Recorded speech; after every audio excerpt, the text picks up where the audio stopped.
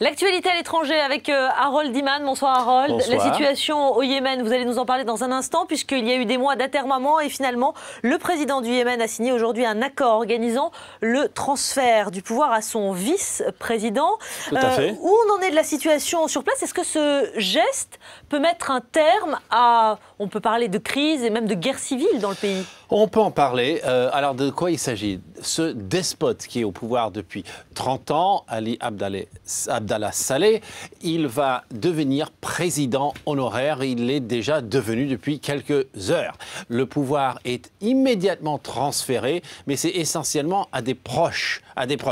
Mais quand même, il y a un accord entre ce groupe-là et l'opposition. Et les garants de cet accord, eh bien, c'est l'Arabie Saoudite et l'ONU.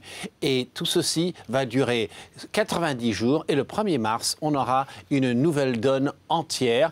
Et on aura sans doute négocié également l'immunité de Saleh et de son entourage, essentiellement immunisés contre des poursuites pour des crimes de corruption. Alors, politiquement, qui s'oppose à qui? Qui sont les leaders de la contestation au Yémen? Alors, avant de vous répondre à ça, il faut quand même voir que ce pays est complètement écartelé et depuis très longtemps. Vous voyez ici, il y a une révolte chez les Houthis, ça c'est dans le nord. Et il y a en bas, tout à fait en bas, une révolte sudiste, c'est des séparatistes de l'époque où le Yémen était scindé en deux pays. Ensuite, ici, vous avez Al-Qaïda. Ensuite, vous avez les tribus un peu partout dans le pays. Et bon, si cela ne suffisait pas, vous avez depuis 10 mois une situation beaucoup plus intense encore.